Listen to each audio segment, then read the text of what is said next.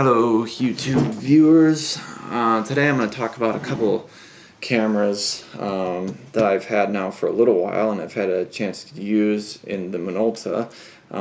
First I'm going to get the camera that I haven't used yet out of the way because I just got this one back from being serviced. Well, I say serviced, it was fixed. It was broken. The shutter blades were sticky, which is a very common problem. This is an Olympus 35RD. It basically got a full overhaul. It got new leatherette.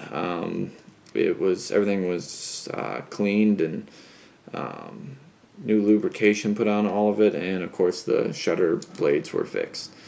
I'll make this really quick because I haven't shot any film through this camera yet. First, I will say this is a very small camera. It's very well made, and it's fairly heavy for the size. The shutter speed is right up front here on the lens. Everything's on the lens, so that's really quick to change. It goes from bulb setting all the way up to 500th of a second.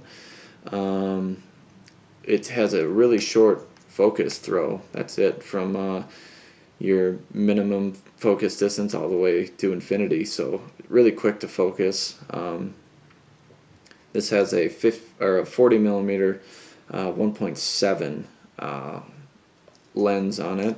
The meter, which takes the reading from inside the filter threads, only operates with a battery, which I don't have. It's kind of tough to find, and it's pretty expensive.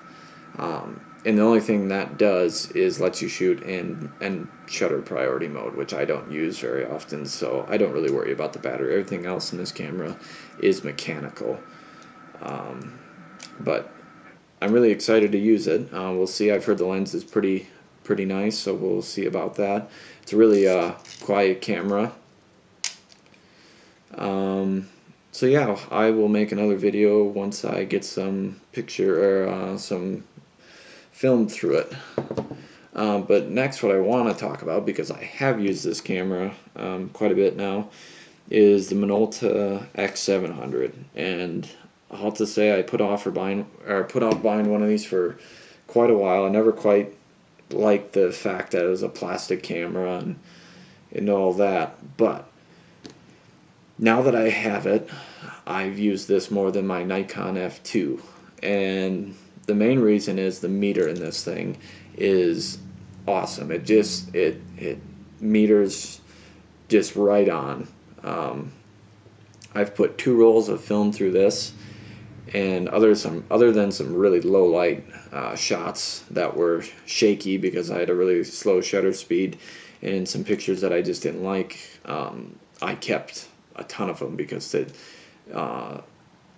between the meter and the camera and this 50 millimeter 1.4 lens,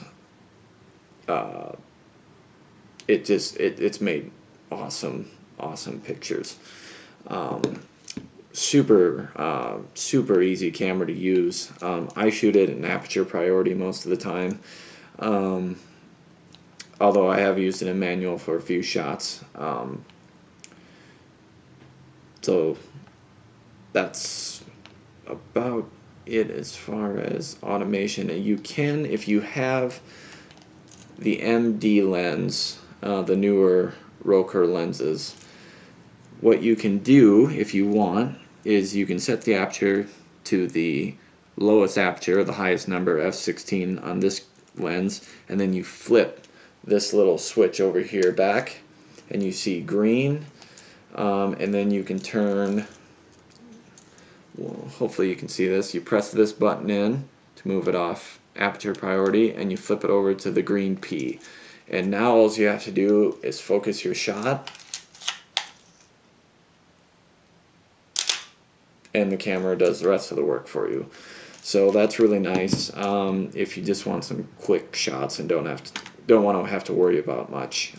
But I use it in aperture priority most of the time, just because I like to be able to choose my depth of field. It also has a exposure compensation dial over here, which you have to press this button in the back to change. I know some people don't like that, but I don't think it's really that big of a deal. I typically will overexpose my shots by about half a stop to a full stop.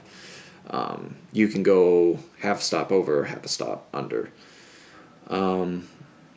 It has two on modes. The switch to turn the camera on is right up here.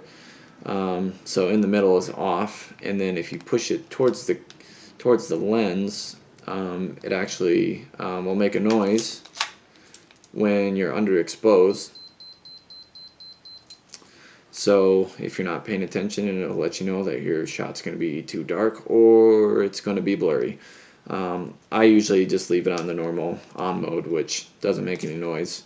But it is kind of nice because all you have to do is put your finger on the shutter. You don't even have to press it down at all. And even when it's on the silent mode, it'll show you what shutter speed it's going to be off to the side if you have it in aperture priority mode, and which is a really nice feature. Has a very bright viewfinder. Has a depth of field preview down here,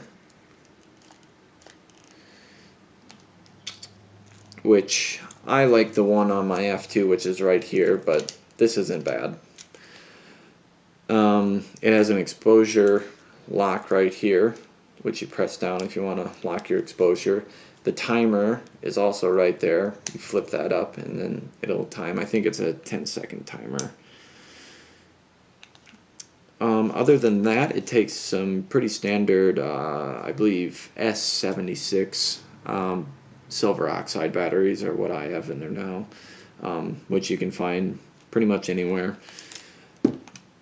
Other than that, I don't have a whole lot else for you. This is an awesome camera. I would really recommend this to pick it up if you're not really looking for necessarily the most sturdy camera, but you just want something that flat out takes really nice pictures.